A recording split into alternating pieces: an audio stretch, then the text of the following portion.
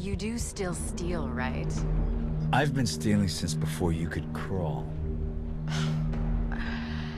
There's the Garrett I know. This is Central Control. This is Central Control. This is Central Control. Stand by. Information to follow. We are ready to transmit. We are ready to transmit. We are ready to transmit. Stealing shit is fun. This is why, despite my distaste for Bethesda's style of RPGs, I keep coming back to them because they are one of the few games which fulfill my fantasy of amoral thievery. Unlocking a safe, pickpocketing unsuspecting fools, looting graves, stealing treasure from ancient cultures, not enough games let me take other people's stuff, and few such titles have an adequate enough stealth system to make me feel any more adept than a common crook. Thief, the recently released reboot of the acclaimed stealth franchise, makes the art of thievery its primary concern. It knows the pleasure one feels in the hungry, outstretched hand, ever reaching for the next big score, that mythical, unobtainable treasure.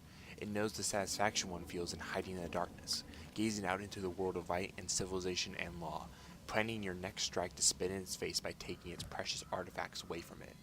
It knows the joy one feels by leaping from rooftop to rooftop, utilizing various equipment to navigate man's world, swooping in from unsuspected places to complete your elaborate heists. Most importantly, Thief knows that stealing shit is fun, and for the most part, Thief fulfills this terribly deprived desire of mine fairly well. Thief begins with a job gone very, very wrong. You play as Garrett, a master thief who has been in a coma for the past year after the failed gig. Garrett doesn't remember much of the particulars of his last job, but the ghost of his female partner in crime who died in the incident haunts him as he wakes from his deep sleep. He returns to his hometown of the city, a steampunk metropolitan which, like Garrett, has fallen on hard times as a mysterious plague hangs over it. Garrett tries to go back to business as usual, stealing whatever lies within his far-reaching grasp, but he can't get that dead woman out of his mind, forcing him on a quest to discover the truth of what happened that dreadful night. The story of Thief is one of its weakest elements. It admirably tries to bring up questions of the divine nature of alienation and the psychological implications of the criminal. Interesting thematic elements for sure, but unfortunately the writing fails to address any of these fascinating themes in any meaningful capacity, fumbling these splendid jewels like an amateur pickpocket.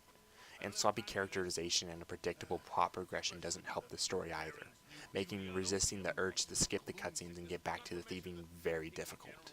Indeed, in the act of stealing is where Thief thrives. There was an empowering feeling of Garrett's physicality that did a great job in convincing me that I was inhabiting the body of a master thief. Garrett satisfyingly pockets items, his gaze lingering slightly longer on the more precious of these objects which go into his own personal collection that you can view later. Everything else is immediately converted into money which you can use to purchase new tools which allow you to access new environments, ammo for your bow like water arrows which kill exposed flames, perks like increased health or focus, Thief's version of Arkham Asylum's protective mode, and so on. There are an enormous amount of things to steal which is fantastic, both common trinkets and rare collectible items alike, including city plaques which you can unscrew from their mounts, and various pieces of fine art that you can cut out.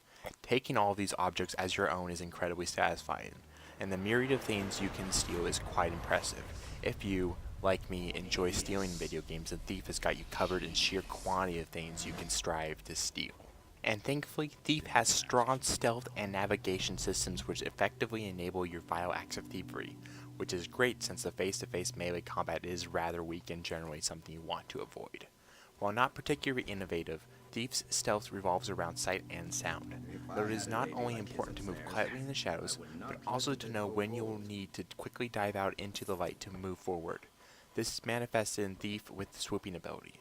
It is a sort of quick, crouching sprint which feels great to execute, and does a good job in speeding up the usual glacial pace of stealth gameplay. With the power of swoop and the overall ease of traversing environments, both on the ground and on rooftops, Thief just plays great.